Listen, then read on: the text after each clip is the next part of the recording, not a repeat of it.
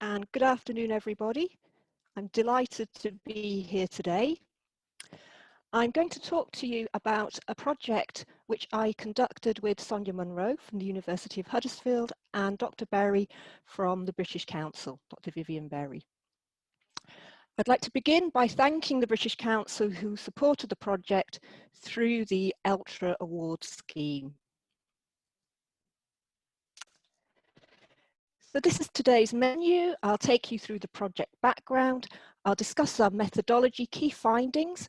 I'll present you a taster of some of the materials and draw some final conclusions about language assessment literacy and how we can use online materials which really meet the needs of the teachers we want to work with.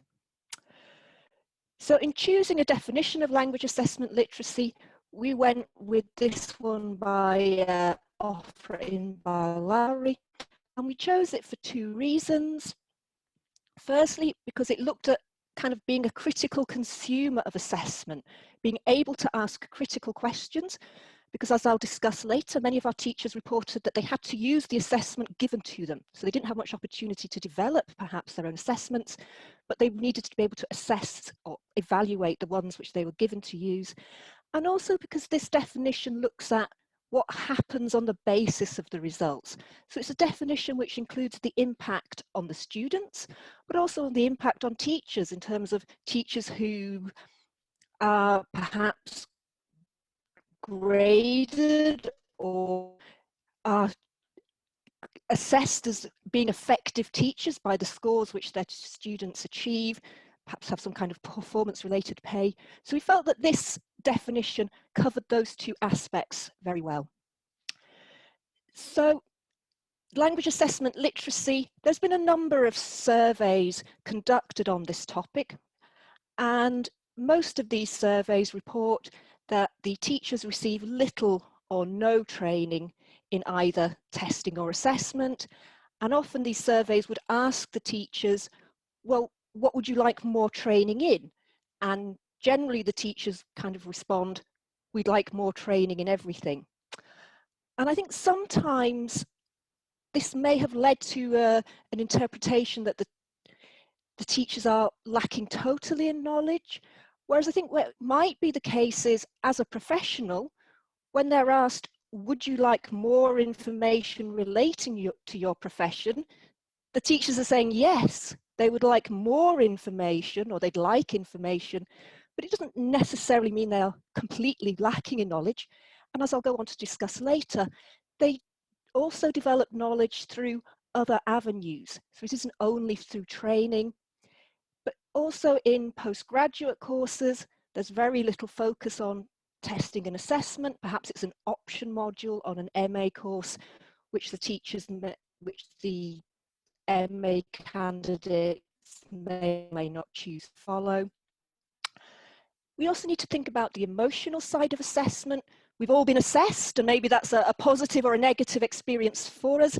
Some of our participants talked about kind of on-the-spot assessments and their teachers using assessment very much as a way to inject fear into the pupils. So perhaps at school they didn't feel assessment a very positive experience, or they may not have the resources to really to conduct assessment as they would like to. And I'll come back to this point about resources later in the talk. So we wanted to move away from survey research. We conducted interviews, we conducted focus groups. So we wanted to find out what the teachers' attitudes to assessment, what they did. When we did that through classroom observation, but I won't have time to talk about that today. And also what they wanted in terms of materials, in terms of content, but also what kind of format they would be likely to use, because teachers are busy people. We wanted to provide materials which they would actually access, and we wanted to make sure that they would be as accessible as possible. So these are the 4 research questions which inform the project as a whole. Today, I'm mainly going to talk about question 4. The other 3 questions we looked at in the other parts of the project related to the observations and the interviews, which I'm not going to talk about today, but I will direct your attention to the full project report. So if you would like to know the answers to these questions, you will find those in the report. So we conducted some baseline interviews to get an idea of what teachers thought about assessment, how they would respond to materials. We used those baseline interviews to develop focus group prompts, and we conducted those prompts and we conducted those focus groups in European capital cities. And based on the material, based on the information we were given in those focus groups, we created a set of materials which we then took to a conference for teachers of English, and we workshopped the materials and got more feedback around both the contents and the format, and then we went away and produced the final set of materials, which I will discuss at the end of the talk. We used a very broad definition of teacher because it is a very broad profession. Teachers work in a variety of different settings, and some teachers work in different settings even within the same day. So they might teach in the state school in the morning and do private tutoring in the afternoon.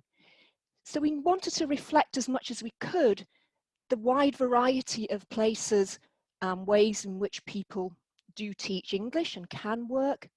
We also wanted to look at teachers who'd come into the profession through a variety of routes, because one of the things that the literature suggested was that assessment, testing and assessment hadn't been covered in initial teacher training.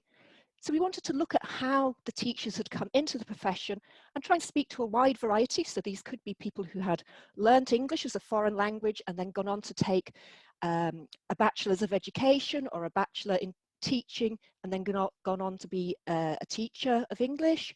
Or it could be people who had gone into teaching through the CELTA and Delta route, or perhaps some people who had trained to be a teacher and perhaps in one subject and then moved into English language teaching. Because some of the teachers we spoke to talked about their training experiences from training to be a different subject teacher, such as history or geography, rather than always talking about their training experiences to be an English language teacher.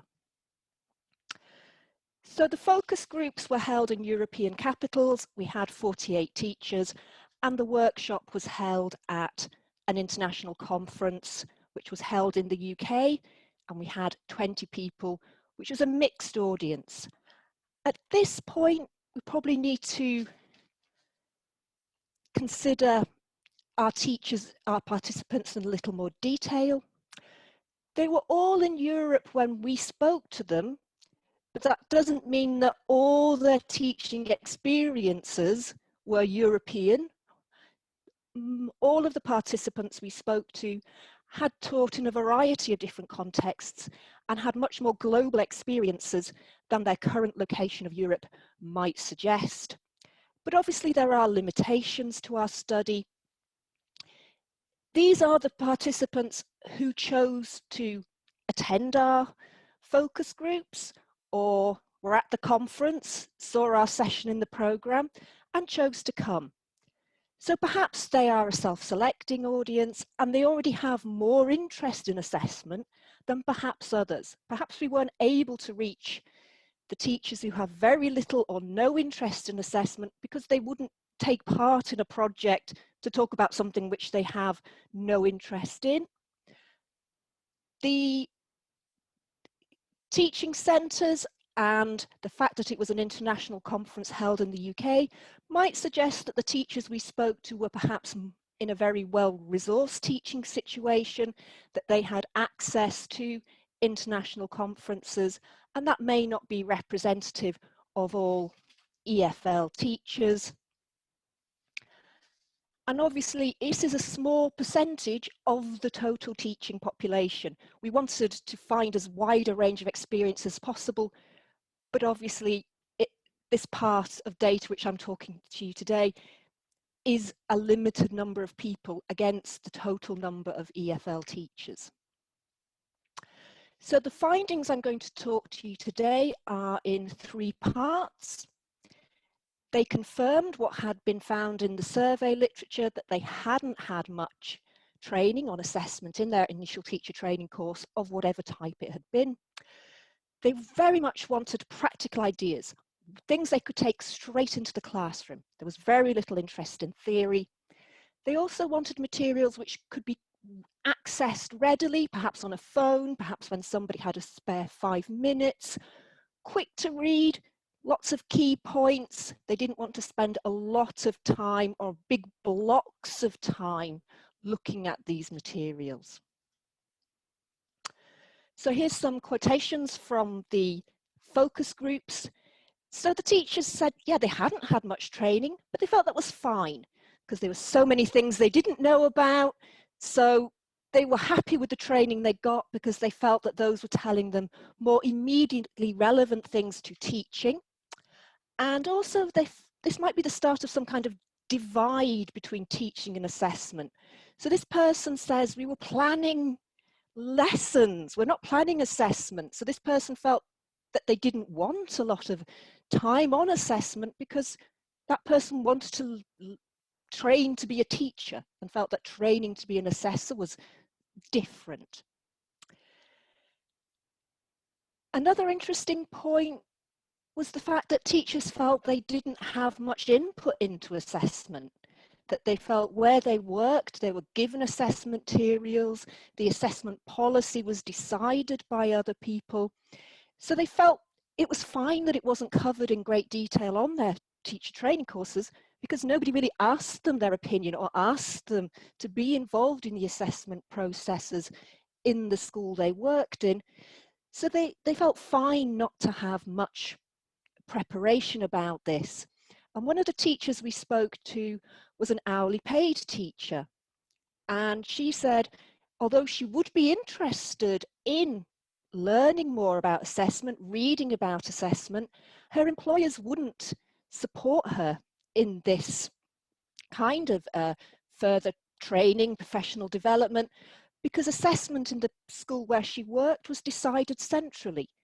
And obviously, we're not asking teachers to work for nothing. So if she felt she wasn't going to be paid for developing this interest, why would she engage in something which her employers didn't consider to be worthy of recognition in the forms of her salary? So when we asked them what content of the materials, everything came back to practicality, practical ideas, things which could be used straight away, things they could take into the classroom as soon as they had read it. A lot of requests were around testing skills, testing the 4 skills, but predominantly speaking. They felt this was an area which was challenging, but also writing because of the need to develop criteria, and they either wanted help to develop criteria or perhaps to be given criteria. And some of the participants spoke about how when they had an exam class like Cambridge First, they could use recordings to help understand level, and these recordings were provided by the examinations provider, and they felt they wanted these kind of recordings, but for classes which weren't leading directly to a particular exam. There were, there was lots of discussion around how difficult assessment literature can be. So it's about making it accessible and perhaps theory available if a teacher wanted to go further, but it wasn't necessary. And I did like this note of caution which came from the workshop, that if the teachers don't want to know, you can't force them, you can't push them. So, you can take a horse to water, I think was what that person was saying. So now I'm going to move on to the online materials, which are available on the British Council Teaching English website. So this is the full report, which Sonia and myself wrote. And these are the broad sections of the self-access training modules. So these modules can be accessed by a person working alone, Or they could also be used for an inset session or a CPD session, because there are lots of questions for reflection, which you can ask yourself on your own, or which could prompt a group discussion. So the first module we developed was assessing level, obviously with reference to the CFR, because a level was one of the big issues which came through from the teachers. Assessing young learners, because around the world, learners are starting to study English at ever younger ages, and there can be quite a lot of pressure from stakeholders, parents, wanting children to be assessed. It's about assessing young learners in a way which is sensitive to the needs of the young learners, but also which satisfies these stakeholders. Assessment for learning, class-based assessments, as the in-class assessments to help the learners to develop. We then touch on language assessment for teachers, as in a slightly more theoretical module, what it is, why is it important. And then the final module are resources, all freely available, which are for teachers who do want to perhaps read a bit more and start to engage in theory, because one of the findings was that a lot of academic materials are hard to access if you don't have access to an academic library. So this is one of the examples. This is about assessment for learning. So it starts with some questions for reflection. Then there is a recording of a teacher. You can compare your answers to the recording. And once you've done that, you can look at the assessment reform group, 10 principles, which is starting to get a little more in depth into the subject. So to sum up, the teachers definitely had a preference for activities. They weren't expressing interest in theory or principles, or if they did want theory, they wanted it as an add-on rather than an integral part of the course. They didn't want to do a lot of reading. They wanted short bursts of information with an activity which they could take away, use with a class, and then if it worked well, then perhaps they would go back, read more, and then perhaps go into the theory. There was definitely an interest in short materials and materials which could be accessed anywhere. So on the train, on the bus, looking at some materials, a short burst which they could fit into the rest of their day. So they had little interest in training and assessment, but when we observed them in the class, they were doing lots of great assessment.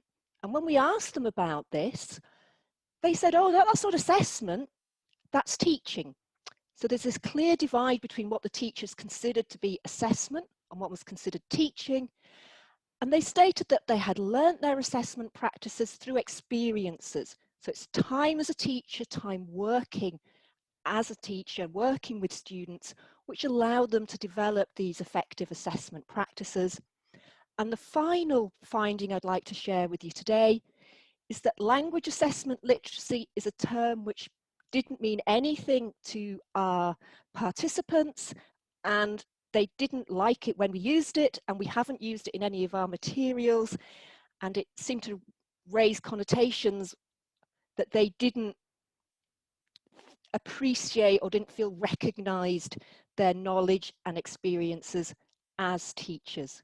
So thank you very much.